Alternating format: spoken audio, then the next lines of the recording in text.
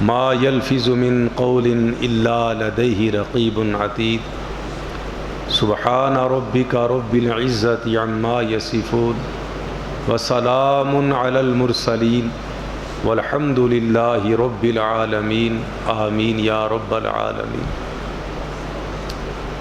اللہ احکم الحاکمین، اللہ سبحانہ و تعالی کی حمد و ثنا جس طرح کبریا کی کبریائی کے لائق ہے، درود اور سلام میرے اور آپ کے پیشوا امام الانبیاء خاتم الانبیاء جناب محمد الرسول اللہ صلی اللہ علیہ وعلی آلہ واصحابہ واہل بیتہ وذریاتہ وازواجہ وبارک وسلم، اور رہتے دنیا تک آنے والے تمام مومنین مومنات مسلمین مسلمات اللہ اور اس کے رسول کے ماننے والوں پہ اللہ کی رحمت کا نزول ہو۔ پچھلے خطبہ میں نے یہ گزارش کی تھی کہ اللہ نے توفیق بخشی تو آئندہ جمعۃ المبارک کو زبان کی حفاظت کے متعلق کچھ گزارشات کروں گا۔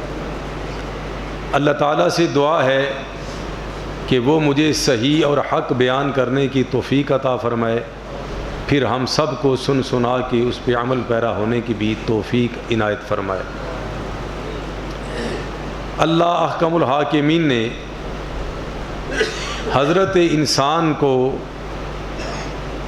دوسرے حیوانوں کی طرح زندگی تو بخشی ہے، لیکن کچھ خصائص کچھ خصائل رب تعالیٰ نے حضرت انسان کو دوسری مخلوقات پہ فوقیت بخشتے ہوئے زیادہ عنایت فرمائے ہیں۔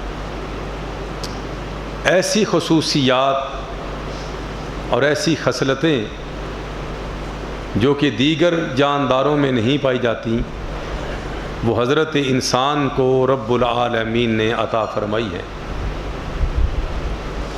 ان میں سے ایک خصوصیت قوت گویائی ہے۔ اپنا ما فی الضمیر، اپنی بات کو غیروں تک بہترین انداز سے پہنچانا اور اپنی بات کسی کے دل میں لے جانا، یہ صلاحیت اللہ تعالیٰ نے حضرت انسان کو بہت پیاری اور عمدہ عطا فرمائی ہے۔ اور ہر چیز کے دو پہلو ہیں، میں اور آپ سب سمجھتے ہیں۔ کوئی بھی اللہ کی نعمت ہے، کوئی بھی اللہ کا احسان ہے۔ اللہ نے جو کچھ ہمیں دنیا کے اندر استعمال کے لیے دیا ہوا ہے، ہر چیز کے دو پہلو ہوتے ہیں۔ ایک پہلو مثبت ہوتا ہے، دوسرا پہلو منفی ہوتا ہے۔ تصویر کے دو رخ ہوتے ہیں، ایک اچھا دوسرا برا، ایک پسندیدہ دوسرا ناپسندیدہ۔ لہذا زبان کے بیان کے گفتگو کے بات کے بھی دو ہی پہلو ہیں۔ ایک پہلو تعمیری سوچ کی طرف جاتا ہے، دوسرا پہلو تخریبی انداز کی طرف جاتا ہے۔ اللہ تعالی ہمیں تعمیری پہلو پہ عمل پیرا ہونے کی توفیق عطا فرمائے اور اس کی تباہ کاریوں اور تخریب کاریوں سے محفوظ فرمائے۔ اللہ احکم الحاکمین اپنے قرآن کریم کی سورہ کاف میں یہ ارشاد فرماتے ہیں، ما یلفظ من قول الا لدیہ رقیب عتید۔ انسان جب بھی کوئی بات کرتا ہے، اس کی زبان سے ادا ہوتی ہے، ہونٹوں سے جدا ہوتی ہے، الا لدیہ رقیب عتید، وہ میرا مقرر کردہ فرشتہ اس کو فوراً نوٹ کر لیتا ہے، لے لیتا ہے، اس کی مووی کے اندر وہ محفوظ ہو جاتی ہے۔ اذ یتلقی المتلقیان عن الیمین وعن الشمال قعید، یہ جو ہمارے دائیں اور بائیں اللہ نے دو فرشتے ملائکہ مقرر کیے ہوئے ہیں، یہ ہمارے مووی میکر ہیں. یہ اس سے پیچھے والی آیت میں نے پڑھی ابھی، اذ یتلقی المتلقیان عن الیمین وعن الشمال قعید. یہ جو ہمارے اوپر مقرر ہیں دائیں اور بائیں فرشتے اللہ کے، ہاتھوں میں وہ انمٹ اور لا زوال کیمرے لیے ہوئے، نہ بیٹری ختم ہو نہ بجلی جائے، جو کچھ بھی ہم حرکات و سکنات اور گفتگو کرتے ہیں وہ نوٹ کر رہے ہیں. جب بھی میری اور آپ کی زبان سے کوئی لفظ ادا ہوگا، اگر غلط ہے ہم نے معافی مانگ لی تو وہ ٹکڑا حذف ہو جائے گا، اگر نہیں مانگی تو چڑھ جائے گی، وہ ہماری مووی چڑھ جائے گی اللہ کے سسٹم کے اوپر، ہمارے نامہ اعمال کے اندر درج ہو جائے. اسی لیے فرمایا ما یلفظ من قول الا لدیہ رقیب عتید. سوچ کے، سمجھ کے، دھیان سے اور اس کے سارے پہلوؤں کو ملحوظ خاطر رکھتے ہوئے جب گفتگو کرو تو ایسے کرو، کیونکہ اگر کوئی اس کا منفی پہلو آ گیا تو یہ بڑا ہی خطرناک ہوگا ہمارے لیے. اللہ اپنے قرآن میں فرماتے ہیں وَقُولُوا لِلنَّاسِ حُسْنًا. لوگو جب بھی بات کرو تو اچھی کرو، کسی سے گفتگو کرو تو اچھی کرو، کسی کو سمجھا بھی رہے ہو تو اس کا مثبت پہلو ذہن میں رکھو. اور میرے اور آپ کے آقا جناب محمد الرسول اللہ صلی اللہ تعالی علیہ وعلی آلہ وصحابہ وبارک وسلم کا فرمان، میرے آقا فرماتے ہیں المسلم من سلم المسلمون من لسانہ ویدہ. صحیح بخاری شریف کی حدیث ہے، صحیح مسلم شریف کی حدیث ہے. مسلمان ہے ہی وہ جس کی زبان اور اس کے ہاتھ سے دوسرے مسلمان محفوظ رہے. المسلم من سلم المسلمون من لسانہ، دوسرے مسلمان اس کی زبان سے محفوظ رہے، ویدہ اس کے ہاتھ سے بھی محفوظ رہے. یہ زبان اللہ کا بہترین اور عمدہ عطیہ ہے، لیکن اگر منفی پہلو استعمال کریں گے تو بڑی ہی خطرناک ہے. اللہ احکم الحاکمین نے اس زبان کے عطیے کو ہمارے لیے رکھا ہے تو ہماری ضروریات کے لیے رکھا ہے. ما فی الضمیر دوسروں تک پہنچائیں، اپنی ضرورت لوگوں کو بتائیں، کسی کی خیر خواہی کرنے کے لیے اس کو استعمال کریں، اللہ کا ذکر کرنے کے لیے، اس کی عبادات کے لیے، لوگوں کے کام آنے کے لیے، نہ کہ اس زبان کو کینچی بنا لیں، نہ کہ اس کو تیز دار آلہ بنا لیں جو سراسر میرے لیے بھی اور کسی کے لیے بھی نقصان دہ ہو. ابتدا میں ایک حدیث رسول تھوڑی طویل ہے آپ کے سامنے رکھنا چاہتا ہوں تاکہ ہمیں پتہ چل جائے کہ یہ زبان جو ہے کس قدر حساس معاملہ ہے ہمارے لیے. یہ حدیث شریف امام احمد ابن حنبل رحمۃ اللہ تعالی علیہ نے اپنی مسند میں نقل کی ہے، امام ترمذی رحمۃ اللہ علیہ نے اپنی جامع میں نقل فرمائی ہے، اور امام ابن ماجہ القزوینی رحمۃ اللہ علیہ نے اپنی سنن میں اس کو درج فرمایا ہے صحیح سند کے ساتھ. اب میں اس حدیث کو شروع کرنے لگا ہوں. اللہ تعالی ہم سب کو سن کے عمل کرنے کی توفیق عطا فرمائے. عن معاذ بن جبل رضی اللہ تعالی عنہ قال كنت مع النبي صلی اللہ علیہ وسلم فی السفر واصبحت قریبا منه ونحن نسیر فقلت یا رسول اللہ صلی اللہ علیہ وسلم اخبرنی بعمل يدخلني الجنة ويباعدني عن النار. قال صلی اللہ علیہ وسلم لقد سألتنی عن عظیم وإنه ليسير على من يسره اللہ علیہ. اللہ کے رسول صلی اللہ علیہ وسلم کے صحابی حضرت معاذ ابن جبل رضی اللہ تعالی عنہ ارشاد فرماتے ہیں میں رسول اکرم صلی اللہ علیہ وسلم کے ساتھ آپ کی خدمت میں ایک سفر میں حاضر تھا اور اللہ نے مجھے موقع دیا فَأَصْبَحْتُ قَرِيبًا مِّنْهُ کہ میں آپ صلی اللہ علیہ وسلم کے انتہائی زیادہ قریب ہو گیا. مجھے اللہ نے آپ صلی اللہ علیہ وسلم کے انتہائی زیادہ قرب کا موقع نصیب فرما دیا. میری یہ سعادت تھی. وَنَحْنُ نَسِيرُ ہم سفر کر رہے تھے. قُلْتُ يَا رسول اللہ تو میں نے موقع کو غنیمت جانا. میں نے رسول اللہ صلی اللہ علیہ وسلم سے عرض کی آقا اخبرنی بعمل مجھے کوئی اتنا پیارا سا عمل بتائیں یدخلنی الجنہ جو میرے جنت کے داخلے کا سبب بن جائے ویباعدنی عن النار اور جہنم سے بچاؤ کا سبب بن جائے. میرے آقا صلی اللہ علیہ وسلم نے فرمایا لقد سألتنی عن عظیم بہت بڑا سوال کر دیا ہے لیکن وَإِنَّهُ لَيَسِيرٌ کوئی بات نہیں یہ مشکل نہیں ہے. کس کے لیے مشکل نہیں ہے؟ عَلَى مَن يَسَّرَهُ اللَّهُ عَلَيْهِ جس کے اوپر اللہ اس معاملے کو آسان فرما دے. اب میرے صحابی تم نے کرنا کیا ہے؟ تَعْبُدُ اللَّهَ وَلَا تُشْرِكُ بِهِ شَيْئًا پہلے سب سے کام یہ کرنا ہے کہ اللہ کی بندگی اور غلامی میں زندگی گزار دینی ہے.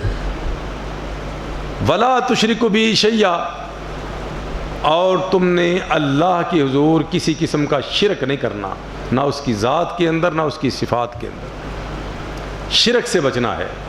وَتُقِيمُ الصَّلَاةَ نماز کی پابندی کرنی ہے. وَتُؤْتِ الزَّكَاةَ زکوٰۃ کی ادائیگی کرتے رہنا ہے. وَتَصُومُ رمضان جب رمضان کا مہینہ آ جائے تو اس کے روزے رکھنے. وَتَحُجُّ الْبَيْتَ اور تمہیں اللہ توفیق دے دے تو بیت اللہ کا حج کرنا ہے. اور اس کے بعد میرے آقا فرماتے ہیں ثم قال الا ادلک پھر فرمایا تمہاری میں ایک اور کام کی طرف رہنمائی نہ کروں؟ الا ادلک علی ابواب الخیر اے میرے صحابی فرائض تو میں نے تمہیں بتا دیے اب کچھ نفلی کام جو تمہارے لیے خیر کے در کھول دیں گے ان کا تذکرہ تیرے سامنے کرنے لگا ہوں. الصوم جنۃ اے میرے صحابی میرے شاگرد اے معاذ رضی اللہ تعالی عنہ نفلی روزے رکھا کرو. جنۃ یہ ڈھال بن جاتے ہیں یعنی دنیا کے اندر نافرمانیوں سے اللہ کی معصیت سے ڈھال بن جائیں گے اور قیامت کے دن جہنم کی آگ سے ڈھال بن جائیں گے. وَالصَّدَقَةُ تُطْفِئُ الْخَطِیَّةَ اور صدقہ بھی کرتے رہا کرو. یہ بھی نفلی ہے. زکوٰۃ کا پہلے ذکر ہو چکا ہے. تم صدقہ نفلی کرتے رہو گے تو یہ تمہارے گناہوں کو مٹاتا رہے گا. کما یطفئ الماء النار جس طرح پانی آگ کو بجھا کے رکھ دیتا ہے. وصلاۃ الرجل من جوف اللیل اور یہ بھی بہت بڑی بھلائی اور خیر ہے تمہارے لیے کہ رات کو اٹھ کے تہجد کی نماز کا اہتمام کرو. رات کو اٹھ کے تہجد کی نماز کا اہتمام یہ بھی تمہارے لیے بھلائی اور اچھائی کے در کھول دے گا. میرے اور آپ کے آقا صلی اللہ علیہ وسلم نے جس طرح دوسرے اعمال کو خیر فرمایا ہے اسی طرح بھلائی کے در کھولنے کو تہجد کی نماز کا بھی ذکر کیا ہے کہ تہجد کی نماز بھی اچھائی کے در کھول دیتی ہے.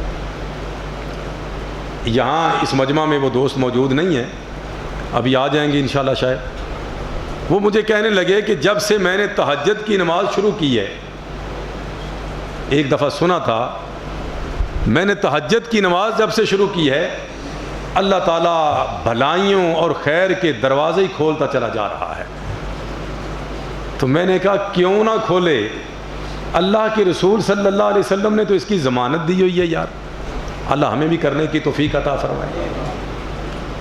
پھر میرے آقا صلی اللہ علیہ وسلم نے سورۃ السجدہ کی 2 آیات تلاوت فرمائی. ثم تلا تتجافى جنوبهم عن المضاجع يدعون ربهم خوفا وطمعا ومما رزقناهم ينفقون فلا تعلم نفس ما اخفی لهم من قرة اعین جزاء بما كانوا يعملون.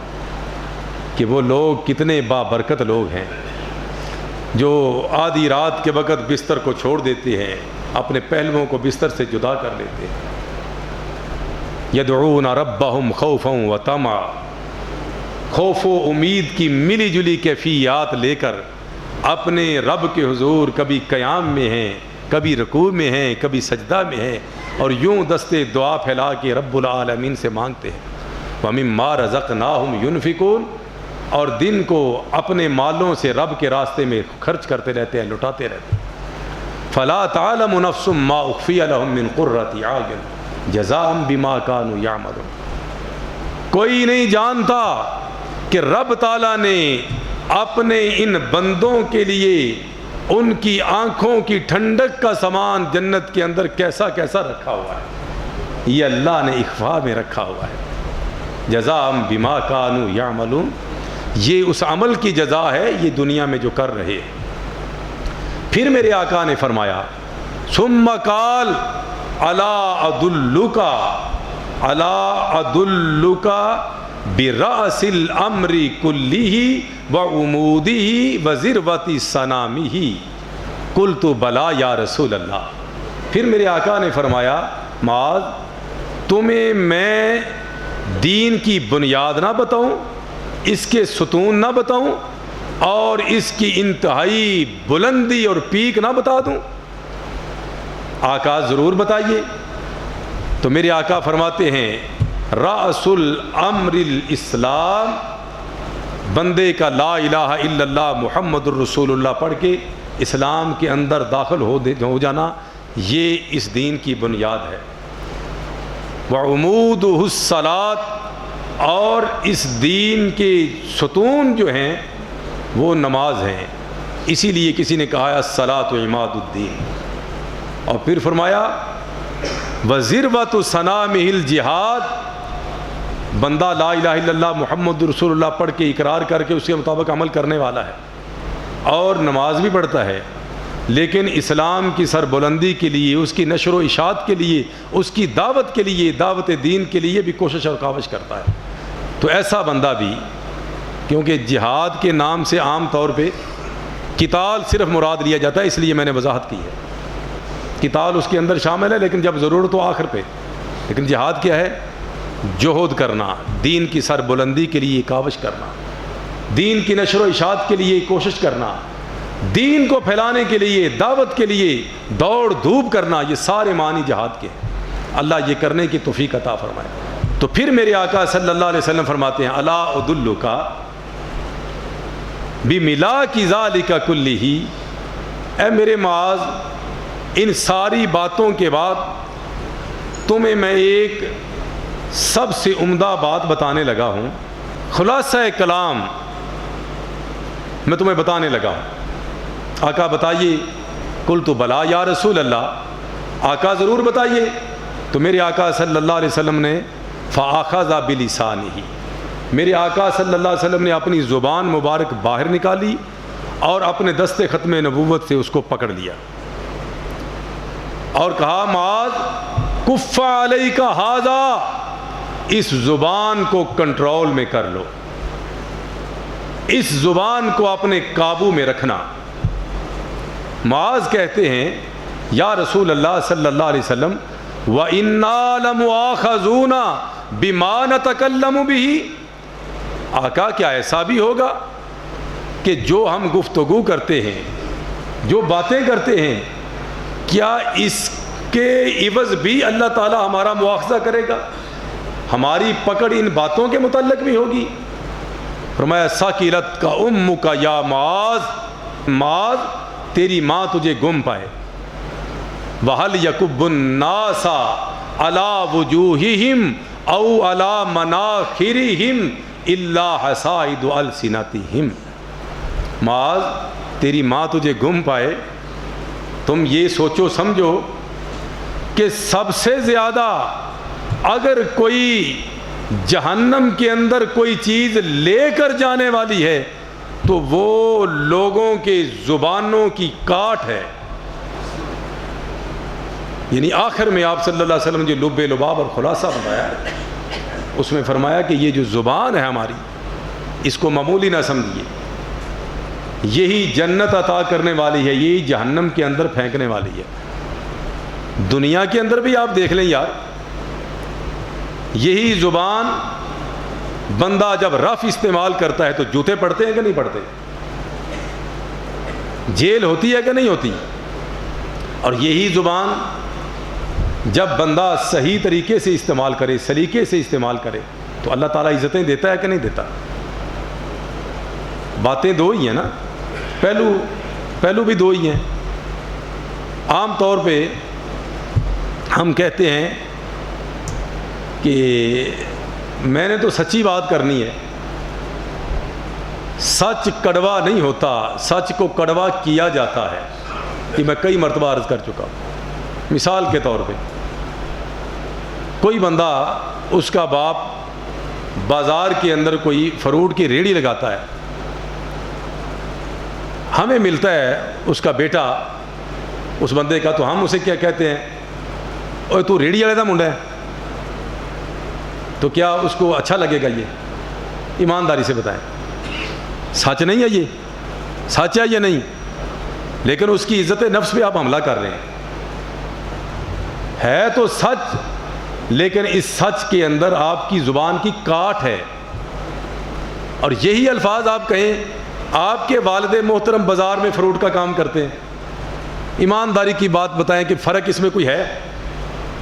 مفہوم میں فرق ہے, لیکن زبان لہجے میں فرق آ جائے گا. آپ سچ بھی بول رہے ہیں بھائی, تو اس کا بھی طریقہ ہے ایک. میرے اور آپ کے آقا جناب محمد الرسول اللہ صلی اللہ علیہ وسلم جب کسی کو اس کی غلطی کی نشاندہی کرنی ہوتی تو اس کو ٹوک کے مجمع عام میں اس کی بے عزتی نہیں کرتے. میرے آقا کیا فرماتے, لوگوں کو کیا ہو گیا ہے, ایسے کرنا چاہیے تھا انہوں نے ایسے کر دیا, لوگوں کو ایسے کرنا چاہیے تھا. یہ میرے اور آپ کے آقا صلی اللہ علیہ وسلم کا انداز ہے بھائی. تو ہماری اپنی ایک جو ہے وہ اس قبیل کے لوگوں کا طریقہ کار ہے, کہتا میں تو منہ تے گل کرتا, منہ پہ بات کرنی چاہیے, اچھی بات ہے. پیٹھ پیچھے بات کرنا منافقت ہے اور مغیبت بھی ہے. المومن مرآت المومن, مومن مومن کا آئینہ ہے. زبان کو کنٹرول میں رکھیں اور بات سمجھائیں اگلے کو. مومن مومن کا آئینہ ہے. کئی دوستوں نے مجھ سے پوچھا کہ اس کے مفہوم کی سمجھ نہیں آئی, تو آپ سب سمجھ لیں, میں بھی سمجھ لوں کہ اس کا معنی کیا ہے. میں اور آپ جب نہا کے آتے ہیں تو کس کی طرف جاتے ہیں؟ اور جاتے ہی ہیں بھائی, یہ کوئی بری بات ہے؟ میں بھی جاتا ہوں, آپ بھی آئینے کی طرف جاتے ہیں نا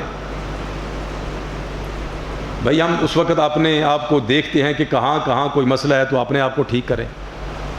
کون بتاتا ہے ہمیں کہاں داغ لگا ہے؟ کون بتاتا ہے کہاں کیا مسئلہ ہے؟ کون بتاتا ہے ہمیں؟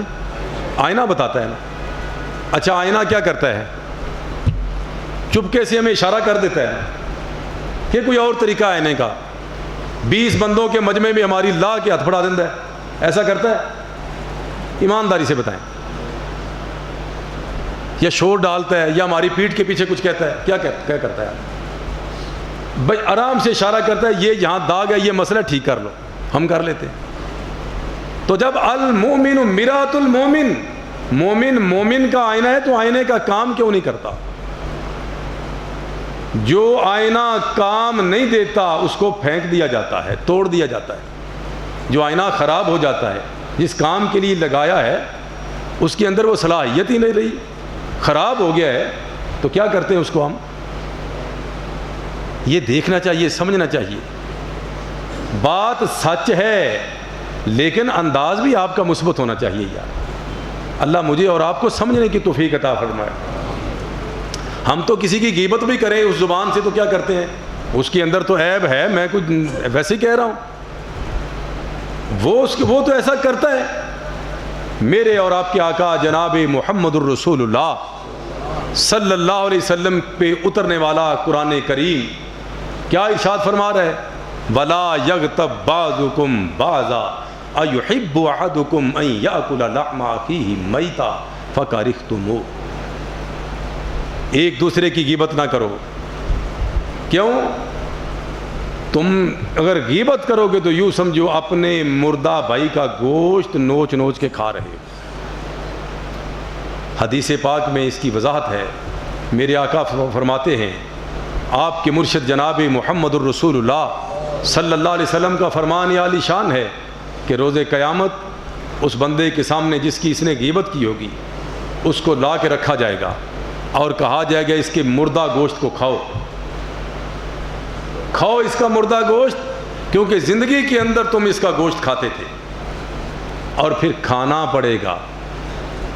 اور جب وہ کھائے گا یاکلو و یکلحو، جب وہ کھاتا جائے گا اور بد شکل بن جائے گا۔ آگے میں کچھ نہیں کہتا کہ مردہ خور کون کون ہوتے ہیں، کون سے جانور ہیں، یہ میں نہیں کہتا، لیکن جو حدیث پاک ہے وَيَكْلَهُ، بد شکل بن جائے گا۔ کس کی شکل بن جائے گا اللہ جانے۔ وَيَصِيحُ، پھر چیخے گا، چنگاڑے گا کہ مجھ سے کیا ظلم ہو گیا تھا دنیا کے اندر۔ اللہ تعالیٰ ہمیں سمجھ عطا فرمائے۔ وَلَا يَغْتَبْ بَعْضُكُمْ بَعْضًا أَيُحِبُّ أَحَدُكُمْ مَن يَأْكُلَ لَحْمَ أَخِيهِ مَيْتًا۔ کیا تم میں سے کوئی پسند کرتا ہے کہ اپنے مردہ بھائی کا نوچ نوچ کے گوشت کھائے؟ فَكَرِهْتُمُوهُ، تمہیں یہ پسند نہیں ہے تو پھر جو کچھ کرتے ہو یہی اس کا معنی ہے، یہی کرتے ہو۔ میرے آقا صلی اللہ علیہ وسلم سے پوچھا گیا کہ اللہ کے رسول صلی اللہ علیہ وسلم اگر ایک بندے کے اندر مل غیبت یا رسول اللہ، اللہ کے رسول مل غیبت، غیبت کیا ہے؟ تو نبی مکرم صلی اللہ علیہ وسلم نے فرمایا ذکرک اخاک بما یکرہ، غیبت یہ ہے کہ تم اپنے کسی بھائی کا اس انداز سے ذکر کرو، اس کی اس خامی کا ذکر کرو کہ اگر وہ ادھر ہوتا تو اس کو برا لگتا۔ جو چیز تمہارا کوئی بھائی اپنے لیے ذکر کرنا برا جس انداز سے سمجھتا ہے، اس انداز سے اگر اس کا ذکر کرو گے تو یہ غیبت ہے۔ پھر صحابہ کہتے ہیں آقا اگر اس کے اندر یہ بات موجود ہو تو پھر؟ تو میرے اور آپ کے آقا صلی اللہ علیہ وسلم نے فرمایا اگر اس کے اندر یہ بات موجود ہو تو تبھی تو غیبت ہے، اس کی پیٹھ پیچھے کر رہے ہو۔ اگر اس کے اندر یہ موجود ہی نہیں تب تو تم اس کے اوپر بہتان لگا رہے ہو۔ بہتان اور غیبت میں فرق ہے، یاد رکھیں۔ ایک بندہ اس کے اندر یہ بات ہے، اصل میں بات یہ ہے نا، ہم تنقید برائے اصلاح نہیں کرتے، نہ ہم چاہتے ہی ہیں اگلے کی اصلاح ہو جائے، بلکہ طالب علمی دور کی بات ہے۔ ایک دوست تھا، اکٹھے بیٹھے ہوئے تھے 3 دوست، تو میں نے اس سے کہا کہ یہ جو کام ہے نا یہ نہ کیا کرو، یہ اچھا نہیں لگتا، آپ پہ سوٹ نہیں کرتا۔ تینوں دوست تھے بیٹھے ہوئے اور میں بڑے اچھے طریقے سے اس کو سمجھایا، بات لمبی ہو جائے گی، تو وہ کہنے لگا ٹھیک ہے۔ اب جب اٹھ کے چلا گیا، دوسرا دوست مجھے کیا کہتا ہے، فوت ہو گیا، اللہ تعالیٰ اس کو جنت نصیب کرے، تو مجھے کہتا ہے وہ انہوں نے دسیدہ ہوں، میری بات سمجھ رہے ہیں، یہو جہ بندے نہیں دسیدہ ہوں تو انہوں اتنے ہی رہن دے جتنے ہے۔ تو یہ سوچ ہے ہماری، میری بات آپ سمجھ گئے کہ کسی کی اصلاح تو ہم چاہتے نہیں ہیں، اگر اصلاح کرتے ہیں تو برائے تنقید نیچا دکھانے کے لیے اور یہ مذاق اڑانے کے لیے۔ یا ایھا الذین آمنوا لا یسخر قوم من قوم عسى ان یکونوا خیرا منہم ولا نساء من نساء عسى ان یکن خیرا منہن ولا تلمزوا انفسکم ولا تنابزوا بالالقاب بئس الاسم الفسوق بعد الایمان ومن لم یتب فاولئک هم الظالمون۔ لوگو، مردو، تم ایک دوسرے کا مذاق نہ اڑاؤ، ہو سکتا ہے اللہ کے ہاں وہ تم سے بہتر ہو یار۔ اور عورتیں، تم بھی عورتوں سن لو، تم بھی ایک دوسرے کا مذاق نہ اڑاؤ۔ عسیٰ ان یکن خیرا منہن، جس کا مذاق اڑا رہی ہیں ہو سکتا ہے وہ ان سے بہتر ہو۔ ولا تلمزوا انفسکم، اور اپنے ایک دوسرے پہ تانا نہ کرو، تانا زنی نہ کرو۔ ویل لکل ہمزۃ لمزہ، ویل لکل ہمزۃ لمزہ، ویل لکل ہمزۃ لمزہ، ہر تانا دینے والے، چغلی کرنے والے کے اوپر ہلاکت ہے، ہلاکت ہے، ہلاکت ہے۔ اچھا، معمولی سا زبان کا چسکا لے لیا، تانا دے لیا، تو قرآن کیا کہتا ہے؟ ویل، تم ہلاک ہو گئے، تباہ ہو گئے۔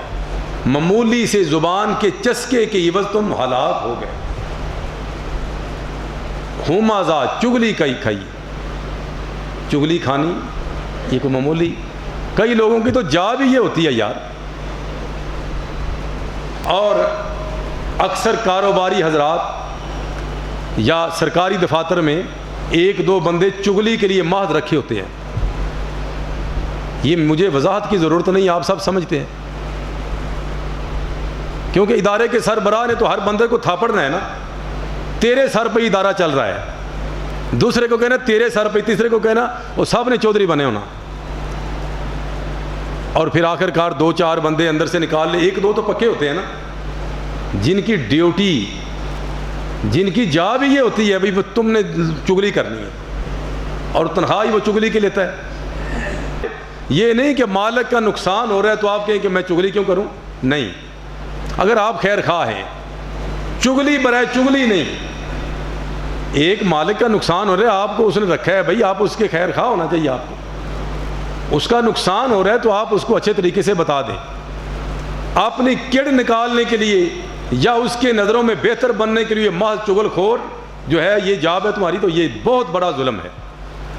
میرے آقا صلی اللہ تعالی علیہ وسلم جا رہے ہیں اور رستے کے اندر دو قبریں ہیں، اور دونوں قبروں والوں کو آپ صلی اللہ علیہ وسلم نے فرمایا ان کو عذاب ہو رہا ہے، انہما یعذبان، ان دونوں کو عذاب ہو رہا ہے، اور بڑی شدت کا عذاب ہو رہا ہے۔ اور عذاب کیوں ہو رہا ہے؟ کہ یہ دونوں یہ دو کام کرتے تھے۔ میرے آقا نے فرمایا تم لوگ اس کو معمولی سمجھتے ہو لیکن یہ بڑے گناہ ہیں۔ وما یعذبان فی کبیر، تم ان کو معمولی سمجھتے ہو، بڑے گناہ نہیں سمجھتے۔ اما احدہما یمشی بالنمیمہ، ان میں سے ایک یہ ہے کہ اس کا کام ہی چغلی کرنا تھا۔ قبر کے اندر عذاب ہو رہا ہے، اللہ تعالیٰ محفوظ فرمائے۔ وَأَمَّا الْآخَرُ لَا يَسْتَنزِحُ مِنَ الْبَوْلِ، اپنا جب پیشاب کرتا تھا، یورن کرتا تھا، قضائے حاجت کرتا تھا، تو اپنے کپڑوں کی صفائی اور پاکیزگی کا خیال نہیں رکھتا، چھینٹے اوپر پڑ جاتے تھے۔ یہ تو ہماری اکثریت کا حال بن چکا ہے یار، جب بھی کہیں میرے کپڑے نہیں صحیح، مسلمان میں الحمدللہ کہتا ہوں اپنے آپ کو ایماندار کہلاتا ہوں، لیکن جب نماز کا وقت ہے تو میرے کپڑے پلید ہیں، شرم سے ڈوب کے نہیں مر جانا چاہیے اس وقت۔ ایسے لوگوں کے متعلق میرے آقا فرماتے ہیں قبر کے اندر عذاب ہو رہا ہے۔ اللہ تعالیٰ ہم سب کو سمجھنے کی توفیق عطا فرمائے۔ باتیں تو بہت لمبی ہیں، ہم نے تو جو ہے لوگوں کو ماذ ہنسانے کے لیے اپنی زبان کا رف استعمال کر شروع کیا ہوا، اور یہ ٹھہتر جو لگتے ہیں یا یہ ٹی وی ڈرامے جو لگتے ہیں یا جو ہم سب دیکھتے ہیں بڑے شوق سے، کوئی کام نہ ہو تو ہم نکال لیتے ہیں اور یار ذرا جو ذہن فریش کر لیں، میری بات سمجھ رہے ہیں نا؟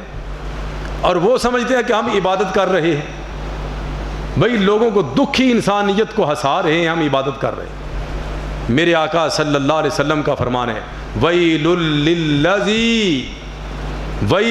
لِلَّذِي يُحَدِّثُ بِالْحَدِيثِ لِيُزْحِكَ بِهِ النَّاسِ وَهُوَ يَكْذِبُ وَيْلٌ لَهُ وَيْلٌ لَهُ۔ یاد رکھو ایسا شخص جو محض لوگوں کو ہنسانے کے لیے، لوگوں کو خوش کرنے کے لیے جو ہے وہ باتیں بنا کے جھوٹی لوگوں کو خوش کرنے کے لیے پیش کرتا ہے، اس کے لیے ہلاکت ہے، تباہی ہے۔ پھر ایک مرتبہ میرے آقا نہیں فرماتے، فرمایا ویل اللہ ویل اللہ، دوسری مرتبہ بھی، تیسری مرتبہ، تباہی تباہی تباہی ہے اس کے لیے۔ اب میں اور آپ بتائیں جو ان کے کام میں شریک ہو رہا ہے وہ اس کے لیے کیا ہوگا؟ یہ زبان بڑی قیمتی ہے، اللہ کی قسم، یہ زبان بہت اللہ کا عطا کردہ عطیہ ہے، لیکن ہم نے اس کو سمجھا ہی کچھ نہیں۔ اس قدر ہم اس کو رف استعمال کرتے ہیں، اس قدر رف استعمال کرتے ہیں۔ بھائی جس کو زیادہ بولنے کی عادت ہے وہ ذکر شروع کر لے اللہ کا۔ میرے آقا صلی اللہ علیہ وسلم نے تو اپنی نماز کے اندر بھی یہ فرمایا ہے، اللہ ذکر کرنے والی زبان عطا فرما دے، اللہ سچ بولنے والی زبان عطا فرما دے۔ لیکن ہم نے تو جھوٹ بولنا فیشن بنا لیا ہوا ہے، جھوٹ بولنا فیشن۔ الصدق ینجی والکذب یہلک، سچ بولنا ہمیشہ بندے کو پار لگا دیتا ہے، اور جھوٹ بولنا بندے کو تباہ و برباد کر کے رکھ دیتا ہے۔ لیکن ہم نہیں سمجھتے، ہم سمجھتے ہیں شاید جھوٹ بولنا ہی ہماری کامیابی ہے۔ اللہ تعالی ہم سب کو سمجھنے کی توفیق عطا فرمائے۔ میرے اور آپ کے آقا جناب محمد الرسول اللہ صلی اللہ علیہ وسلم کا فرمان ہے، یہ جو زبان ہے نا، زبان اس قدر عام ہے میرے جسم میں، آپ کے جسم میں، کہ جب صبح ہوتی ہے نا، صبح میرے اور آپ کے سارے جسم کے سارے اعضاء زبان کے آگے یوں ہاتھ جوڑتے ہیں، زبان کے آگے ہاتھ جوڑتے ہیں۔ اگر تم ٹھیک رہی تو ہم بھی ٹھیک رہیں گے، اگر تم پھسل گئی تو ہم بھی پھسل جائیں گے۔ اور پھر آپ کو پتہ ہے کرتی تو زبان ہے، اور بھگتنا کس کو پڑتا ہے؟ دوسرے اعضاء کو بھگتنا پڑتا ہے نا بھائی۔ تو اس لیے یہ سارے اعضاء ترلے لیتے ہیں زبان کے۔ تو یہ اس قدر اہم ہے زبان۔ میرے اور آپ کے آقا صلی اللہ علیہ وسلم کے پاس ایک بندہ آیا، اس نے کہا یا رسول اللہ صلی اللہ علیہ وسلم، مجھے جھوٹ بولنے کی بھی عادت ہے، چوری کرنے کی بھی عادت ہے، بدکاری کرنے کی بھی عادت ہے، کافی سارے گناہ گنوائے۔ میرے آقا صلی اللہ علیہ وسلم نے فرمایا بھائی ایک گناہ میرے کہنے پہ چھوڑ دو، باقی کرتے رہو۔ اللہ کے رسول کون سا چھوڑوں؟ فرمایا جھوٹ بولنا چھوڑ دو، مرتے مر جو جھوٹ نہیں بولنا، یہ مجھ سے وعدہ کر لو۔ اس نے کہا اللہ کے رسول کوئی بات نہیں۔ اب اس نے یہ وعدہ کر لیا، اب جس برائی کی طرف جائے سوچے کہ رسول اللہ صلی اللہ علیہ وسلم کے پاس جاؤں گا تو پوچھیں گے، پتہ چل گیا تو میں تو ہاں ہی کرنی ہے، نہ تو میں نے کرنی کوئی نہیں، تو پھر کیا بنے گا وہاں پہ؟ 2-4 دن کے بعد آیا اللہ کے رسول صلی اللہ علیہ وسلم، ساری برائیاں اللہ نے چھڑا دی ہیں۔ یہ ہے اللہ احکم الحاکمین نے اس زبان کے اندر یہ تاثیر رکھی۔ اب کر کے تو دیکھیں یار، ہم نے تو کہا کہ جھوٹ سچ بولوں گا تو بچے کیسے پالوں گا؟ بھائی نافرمانی اللہ کی کر رہے ہیں اور ٹکا کے کر رہے ہیں، ہول سیل کے حساب سے کر رہے ہیں، اور وہ اللہ سے ناراضگی، اللہ کے ساتھ دشمنی بنائی ہوئی ہے نعوذ باللہ، جھوٹ بول بول کے، اور پھر اللہ دے رہا ہے۔ جب سچ بولے کہ تو وہ ناراض ہو جائے گا یار، وہ چھین لے گا روزی، نعوذ باللہ من ذالک۔ ہم نے جھوٹ کو اللہ کے مقابلے میں لے گئے، ہم جھوٹ کو، یہ جھوٹ ہماری روزی کا ضامن ہے، اللہ ضامن نہیں ہے۔ اللہ تعالیٰ مجھے اور آپ کو سمجھنے کی توفیق عطا فرمائے۔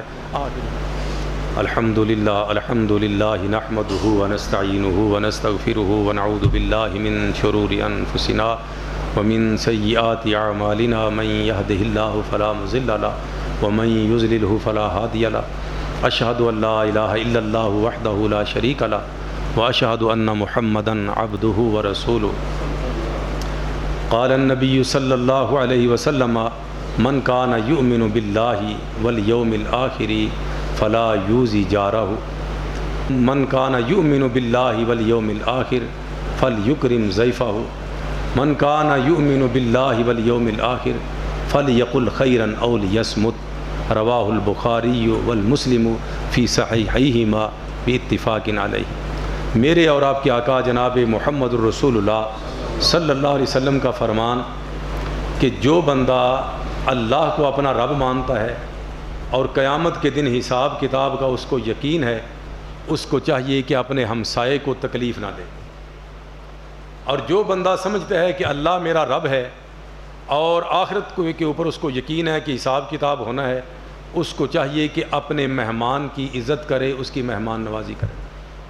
اور جو بندہ سمجھتا ہے کہ میرا رب اللہ ہے، اس کے حکم کو کے اوپر میں نے چلنا ہے، اور روز قیامت ہر چیز میرے سامنے آ جانی ہے، روز قیامت پہ اس کو یقین ہے، اس کو چاہیے جب بھی بات کرے ستھری کرے، اچھی کرے، یا پھر چپ رہے۔ اگر اس کو اچھی بات کرنی نہیں نہ آتی، سلیقے سے بولنا نہیں آتا، تو پھر وہ چپ کر جائے۔ ایک چپ تے 100 سکھ۔ جہالت کے اوپر پردہ ڈالتی ہے یہ خاموشی، یقین جانے۔